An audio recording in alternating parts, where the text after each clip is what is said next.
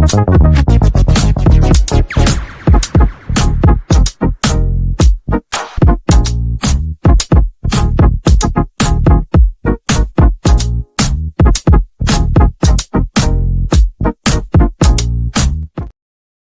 are becoming more clear in the West Ham world. Wow, what a start to your weekend. What an absolute crazy minefield we find ourselves in when it comes to West Ham. But breaking news is, and it's been coming out for a little while, that Nuno Espirito Santo has agreed a deal with West Ham with immediate effect and will be taking training with West Ham this afternoon with the players. I think we're all in shock still from the situation, the way that this has transpired in the news, and it's came out. We've got the official term from West Ham stating that Potter has gone.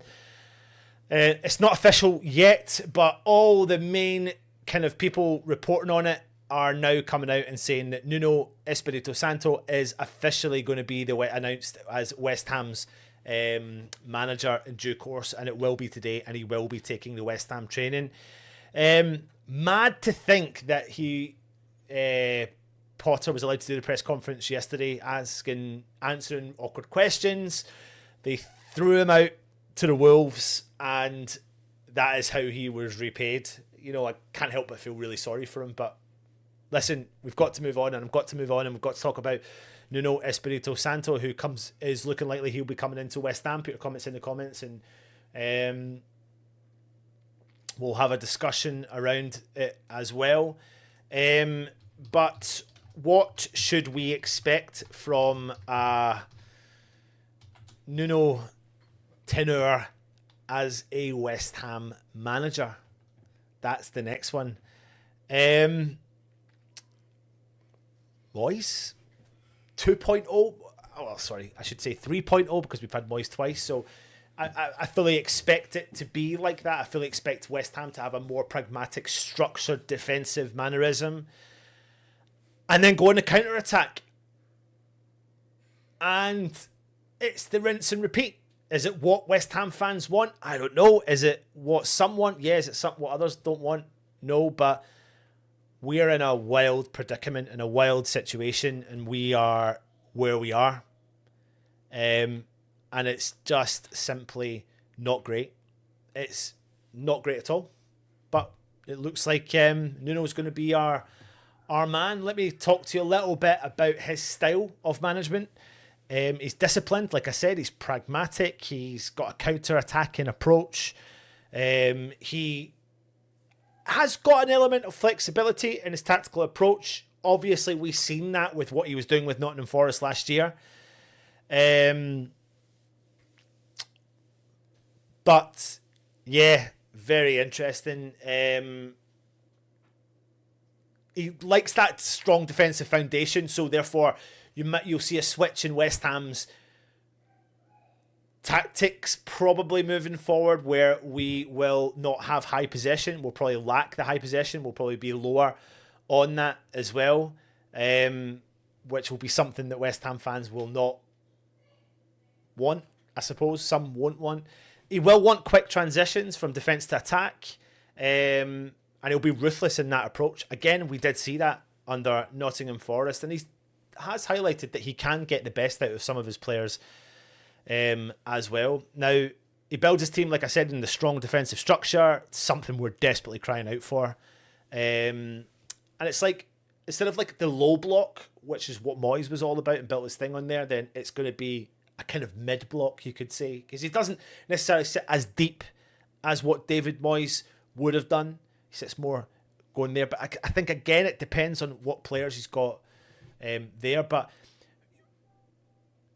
what I don't get really when it comes to the West Ham owners and West Ham, we obviously can sell a project. We clearly can sell a project to managers. And is he going to be a yes man? Quite possibly. He adapts formations during games that suits the player's strengths. And one of those players that he doesn't fancy and he didn't fancy last year was James Ward-Prowse. So therefore, you can probably expect the end of the inclusion of him in this team. It certainly makes for interesting debates amongst West Ham fans about who's going to be starting games here and games there and games everywhere. Counter-attacking football is what we expect. Balls up over the top, balls played through the middle, but he wants to do quick, direct counter-attacks as well. So, not putting the players under pressure. And it felt like under Potter that no matter if we didn't have the players capable of doing it, they weren't capable of doing it but they would still play the same way. If it wasn't working, they wouldn't change. And he does like warriors in his team. Again, you can see that from all the people we had as well. But we all know he's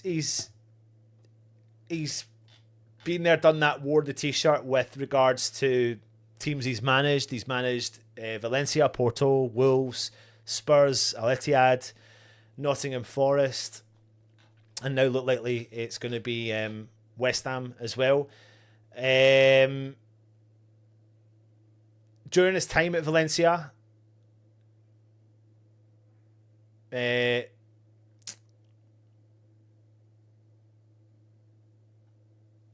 was like he'd been at other clubs around the world, etc. But Valencia was really his first kind of mainstream job in La Liga, and he came in and he led them to a 4th place finish in his first season. Went on to Porto, signed a 2-year contract with them. After a season where they didn't get any silverware, but it did include a 2nd place finish in the league. He was relieved of his duties back in 2017. He then went into Wolves, became the head coach of Wolves. He signed a 3-year contract. He was voted manager of the month a couple of times, as his team won all 4 of... in November, they won all 4 of their games and scored 13 goals in his first time in charge. So obviously that's probably what they've potentially seen to try and get that bounce as well. And like I said, he was awarded the manager of the month several times when he was at Wolves. He finished 7th with them, the club's highest Premier League ranking. Qualified for European competition for the first time since the 1980-81 season, reaching the Europa League. During COVID-19, 2nd consecutive 7th place finish in the Premier League for Wolves. His contract was extended in 2021, won Premier League Manager of the Month again.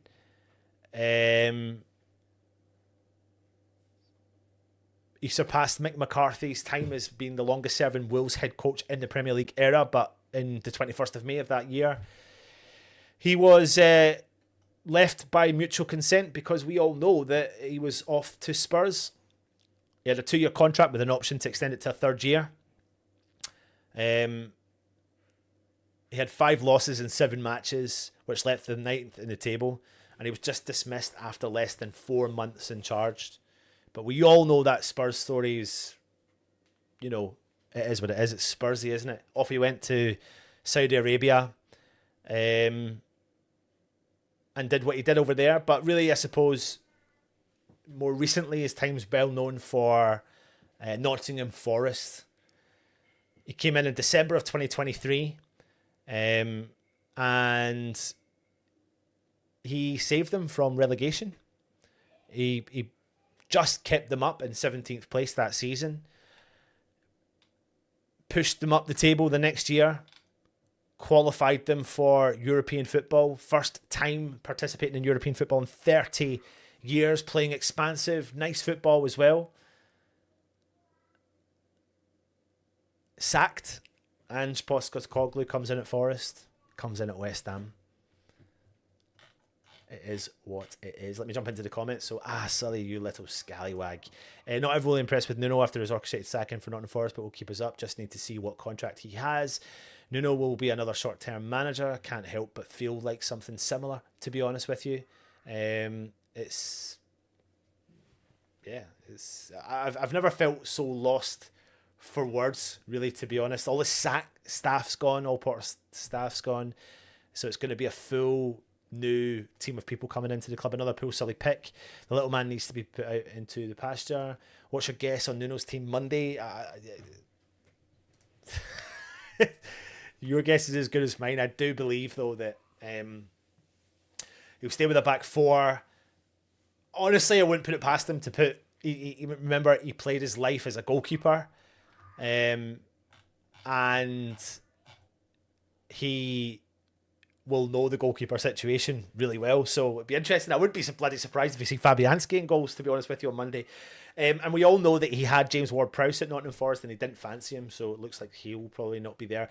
Thomas Souček won't be there, so I fully expect Fernandes to be in the middle of that park with 𝗕𝗥𝗘𝗓𝗏. We might start to see a bit of a team that maybe fans are calling for. Nuno's back to the days of Moyes, not good football, but counter-attack, won't be here long, we'll fall out with boards. Yeah, I think the problem is the board, we all know that, so the board isn't broken, and Nuno will want it. Players in January, hope Nuno is. And Nuno, I bet 5-4, 2 weeks back. Only good thing is Nuno doesn't like JWP, doesn't get a game time at Forest. Michael Moyes is what we need right now. We need to stay this season in the league. It's that desperate. I'm not totally with Nuno. At least he won't play JWP. I bloody hope. And pressers should be more interesting. Could Alvarez return? Be interesting, but I don't know what the situation is with his loan, to be honest with you. No, with a loan with an option to buy. Yep, it'll be interesting to see how he sets up. Best way to improve their defence is to keep the ball in opponent's half. None of this play it out from the back all the time. And that's something that we kept trying to do, but we didn't have the players capable of doing it. And it'll be interesting to see how he sets up in the defence, because obviously we've got Mavropanos, we expect Wan-Bissaka to be fit, Kyle Walker-Peters, Todibo, Kilman, whom he'll know from his time at Wolves as well. And he knows there's probably a player there that's going to have to try and bring the best out in Kilman, because we're not seeing that right now. I value Nuno highly. Hopefully he can just do a job and bring us on to the new owners, can get ambitious managers. I just don't want West Ham hitting the ball up over the top all the time and relying on, Watt up top to try and capitalise on that. Hurricane Nuno is midfield. At least he'll get JWP out the middle. Should have been a recall clause in Alvarez loan deal. They must have known there was a good chance Potter wouldn't last. I don't think they would have, mate, to be honest with you. We'll straighten out our defence, which needs to be done. Nuno coming in is a good move to try and stabilise the club. May not be the most beautiful football, but we need stability more than pretty football right now. Alvarez did pick up an injury out for 2 months, so they may not want to buy him. That was an incredible Wolves. Did the double over Peps? Absolutely did. As long as the end of zonal marking on corners, it's a positive. It's one of the worst things it's ever been in creation. I don't know why people think it's a normal situation to have zonal marking, but yeah, people live with it and do it. Let me be the first today, Nuno, on my words. West Ham have conceded this year 32% of all goals from corners in the Premier League. He's parked the bus with the handbrake off, thumping counter-attacks. Spurs need their noses up to Nuno. This gets West Ham to be relegated, 1 point today. I don't remember anyone moaning about Moyes style while we were smashing it. Load of bollocks. I'm sure the regulator will be regulating West Ham. Lucky. Tonsky says he values Nuno highly. Hopefully he can just do a job and bring us on to the new owners who can get an ambitious manager. No points today. West Ham to be relegated soon. Thank you very much. It is incoming. Nuno will get in speedy players next year like he did at Forest. Relegated, yeah. What are we doing? Nuno isn't the answer to this problem. I don't know who is the answer to this problem. We all know what the answer to this problem is, and it follows. It highlights the owners, really, doesn't it? Next announcement: goalkeeper coach sacked. Well, at least he won't play JWP. We can all look forward to more dull as a ditchwater dross than Anton. He will play 10 men behind the ball and zero attacking intent. We can't play counter-attack football with that midfield. Nuno not going fix problems at West Ham. They're far. Yeah, they do. We all know that. I think everyone knows that. We need a manager with fighting fire in his belly. Nuno looks like he's a wet dip, and the style of football is shocking. At least JWP won't get picked anymore. Didn't fancy him at Forest. West Ham are far. We've done that one. Potter's backroom staff all gone, but nothing about Macaulay, which we're led to believe he is going to be heading out the door as well. So I fully expect that one to be announced in due course. It's funny, I'm reading as we're on now, just now. So many opposition fans are dissecting West Ham situation and calling it as it is, which is the owners. I'll give him 18 months max. He'll fall out with Sullivan.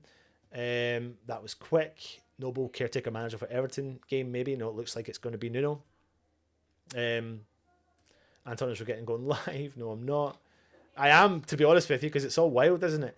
And we all know the George Mendes connection. Nuno, Sullivan, they've got a history there. So, yeah, we expected it. Nuno's Premier League record is 42% win rate. Might see Guilherme provide some pace in that attack. Give me youth coaches for a game too. Quite like watching Forest under Nuno. Been a great little learner for Potter and his buds. Totally scammed by Brady. Well, Brady needs to take a hard look at herself, doesn't it? But anyway, as it says, breaking news, Nuno Espirito Santo agrees to become the West Ham manager. That is not official from West Ham sources, but that is all of the news coming out of the mainstream media. So we'll be back as soon as any of this stuff is announced in preparation for the game against Everton on Monday night. Timing is wild, but we are West Ham. What else do you expect? What else do you expect? Hit the thumbs up, hit the subscribe button. Please leave a comment. Of course, come on, you Irons.